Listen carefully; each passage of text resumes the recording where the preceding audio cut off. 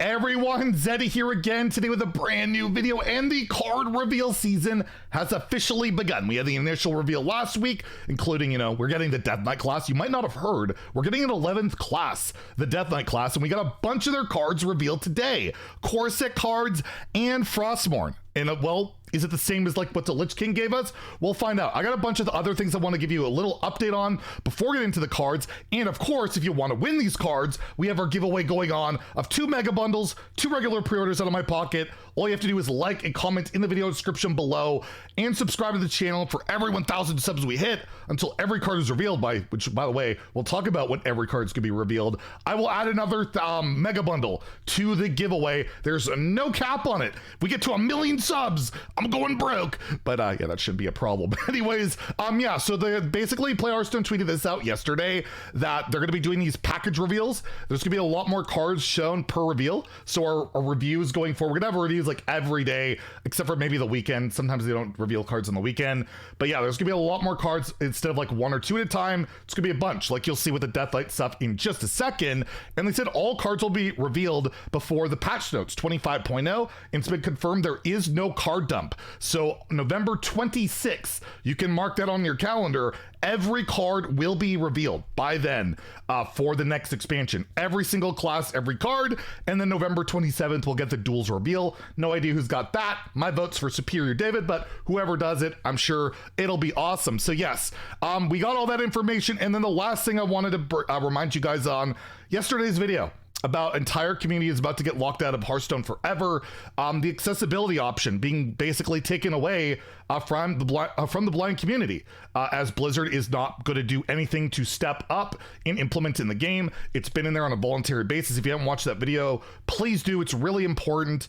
We have 2 petitions going on that you can sign. Both are over 1,000 signatures already. Make Blizzard hear our voice, like this, it just sucks. Why do we want like tons and tons of people just unable to play the game for no other reason than it's like not worth Blizzard's money? Multi-billion-dollar company. It really bothers me. And if you can give that video some support, or the community some support, not to worry about the video, just sign those petitions and help them out as much as possible. At least make Blizzard hear our voice, Anyways, the cards, the Death Knight cards, and we have a bunch of core set cards to start off with here. And well, some of them we've already seen and some we haven't. And this first one, we have the 1 mana 1/3 Body Bagger Undead minion, and you gain a corpse. Battlecry, gain a corpse. That means your graveyard, the Death Knight has basically a little graveyard that they can enable and take corpses from, and that can use other cards can utilize that. So this will give you a corpse, and when it dies, it'll also become a corpse. So it's like 2 corpses in 1, and you get a body. That's not bad. 1 mana 1/3s historically have always seen a good amount of play. I would imagine that's just like a good filler to go in there. So I'm going to give that a 3 out of 5 in Standard and Wild. Basically, for Death Knight cards, I'm going to give them the same mark in Standard and Wild, because if it's anything like Demon Hunter, it's probably going to see like a good amount of play in Wild, because it's just going to be insane. My prediction is Death Knight is going to surpass Demon Hunter in power level already from what I've seen on its day 1. I think it's going to be ridiculous, but maybe I'm wrong. I've been wrong so many times before. We'll see. Icy Touch, we already reviewed in another video. And then we have the Skeletal Sidekick, which you've also reviewed. So they're double revealing some cards, but we do have some new stuff in here. Like Chill Fallen Baron, another undead minion. It is a 3 mana 2/2 Battle Cry and Death Rattle draw card. So it's like Novice Engineer for 1 more mana, but it also is like a Loot Hoarder for 1 more mana. Combine that, you're drawing 2 cards, 3 mana draw 2 in today's Hearthstone. It's like average. Isn't that crazy? It's average. But there's Battlecry synergies with Bran, Death Rattle. I guess if you're running Baron, I guess that's in the core set, isn't it? But also it's an undead. Also, every time a minion dies, you're getting a corpse, right? So that's relevant. I think it'll be just a solid like filler, especially more probably budget decks, but all in all, like maybe a combo deck, a control deck, who knows? But I mean, you're drawing 2 cards for 3 mana, and you're getting a 2/2 body. It's an undead. A lot of good stuff going on here. I'm actually gonna give this a 4 out of 5 in Standard Wild. I could see this scene play in like multiple things. And well, we have some more cards, and I think the rest we haven't seen yet. I'm gonna do the whole slow reveal. I'll move my face so we can see this a little bit better. But yes, we have the Malignant Horror, 4 mana 2/4. So another undead. Seems like a lot of undead minions. Makes sense. It's the new tribe, Death Knight centric. 4 mana 2/4. So it's Reborn. If you don't know what Reborn is, it's an old keyword. I believe from Saviors of Old Doom expansion, but basically it's like Death Rattle almost. The minion comes back with 1 life. So it'll come back as a 2/1. And it says at the end of your turn, you spend 5 corpses to summon a copy of this minion. So you can just keep copying this, and it'll come with Reborn as long as it's has died with that effect. If it comes back with 1 health and you spend 5 corpses, then it'll come back without Reborn, right? Because it's a copy of it. So you could buff this potentially and do some pretty good stuff. You'll have to have 5 corpses in your graveyard going on. So I don't know exactly what you're going to be doing with this. And yeah, I have no idea. It's a weird one. It feels like, you know, the stats are bad. It's definitely got to be buffed up, I think, just to like, unless you're really just sticking a really annoying board. I'm going to give this a 2 out of 5. This is one of the cards I probably haven't been super impressed with yet.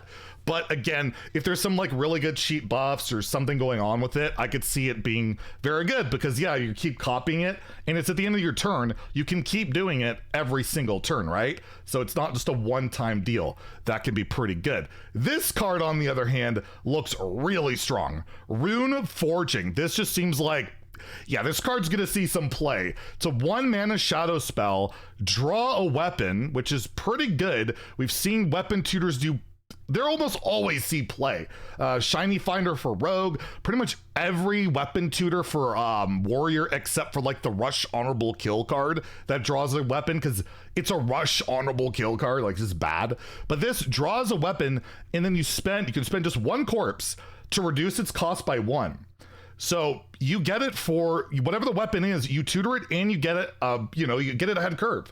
So you're spending 1 mana to draw a card, which is totally fine, and you're getting mana cheat on it. Kind of reminds me of the tradable weapon for Rogue, where you trade it and get a mana cheat on a spell. That card's like auto-included in everything because it's free mana. And this isn't quite that good in that way, but I think this is super solid.